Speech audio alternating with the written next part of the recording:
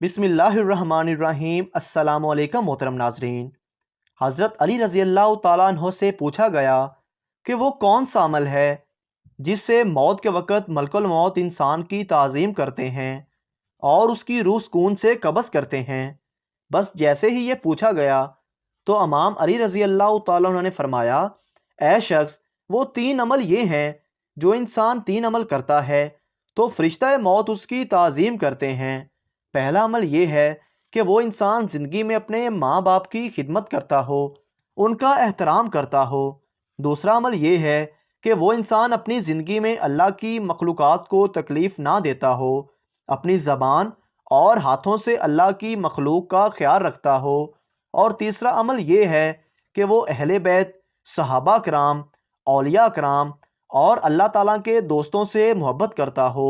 یاد رکھنا، جو انسان زندگی میں یہ 3 کام کرتا ہو تو مرتے وقت اس کی موت آسان ہوتی ہے اور فرشتہ موت اس کی تعظیم کرنے لگتا ہے، اور یوں وہ اپنے مالک حقیقی سے جا ملتا ہے۔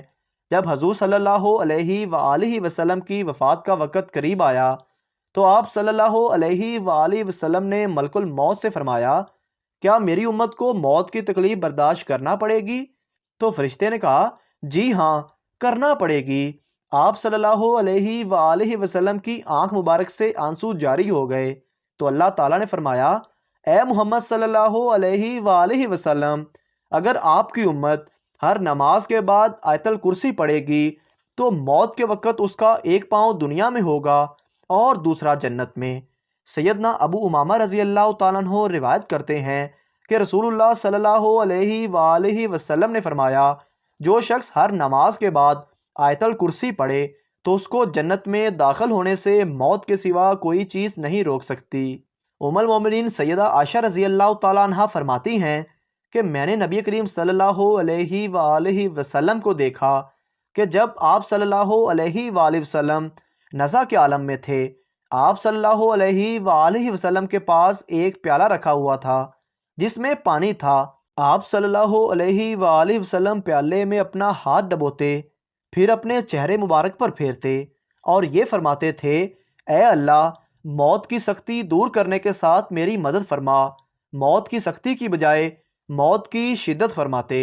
ام المومنین سیدہ عائشہ رضی اللہ تعالیٰ عنہ فرماتی ہیں کہ جب سے میں نے رسول کریم صلی اللہ علیہ وآلہ وسلم کی موت کی سختی کو دیکھا، کسی کے لیے موت کی آسانی کی دعا نہیں کرتی۔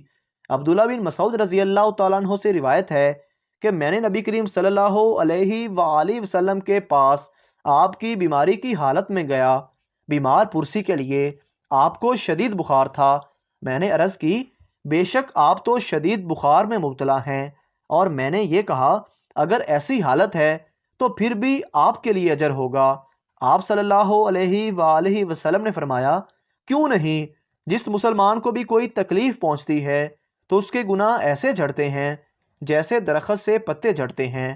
قرآن مجید میں ارشاد ہوتا ہے، اللہ ہی جانوں کو ان کی موت کے وقت قبض کرتا ہے، اور ان جانوں کو بھی جن کی موت ان کے سونے کے وقت نہیں آئی، پھر ان جانوں کو روک لیتا ہے جن پر موت کا حکم فرما چکا ہو، اور باقی جانوں کو ایک میعاد معین تک بھیج دیتا ہے۔ بے شک اس میں ان لوگوں کے لیے نشانیاں ہیں جو غور کرتے ہیں۔ موت کے وقت اللہ ایمان والوں کو ثابت قدم رکھے گا۔ سعد بن عبیدہ نے حضرت براء بن عازب رضی اللہ تعالیٰ عنہ سے روایت کی ہے کہ انہوں نے فرمایا، رسول اللہ صلی اللہ علیہ وآلہ وسلم سے روایت ہے کہ اللہ ایمان لانے والوں کو پختہ قول یعنی کلمہ طیبہ کی حقیقی شہادت کے ذریعے سے حق پر ثابت قدم رکھتا ہے۔ فرمایا، یہ آیت عذاب قبر کے بارے میں نازل ہوئی۔ اس مرنے والے سے کہا جاتا ہے کہ تمہارا رب کون ہے؟ وہ مومن کہتا ہے، میرا رب اللہ ہے اور میرے نبی حضرت محمد صلی اللہ علیہ وآلہ وسلم ہیں، اور میرا دین اسلام ہے۔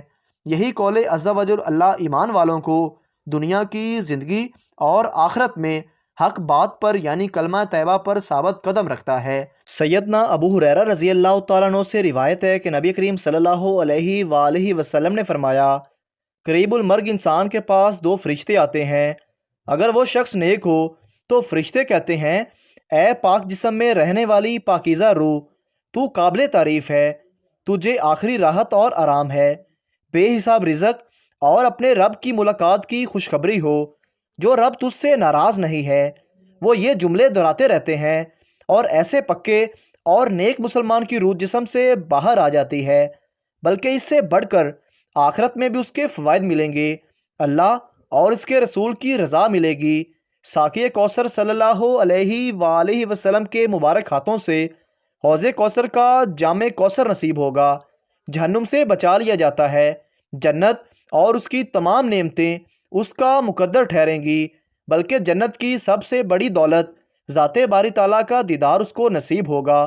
اس کے برعکس غلط عقائد، بدعات اور غیر اسلامی تہذیب اپنانے والے کو دنیا میں نقصان، موت کے وقت بھی نقصان، اور آخرت میں تو ہے ہی خسارہ۔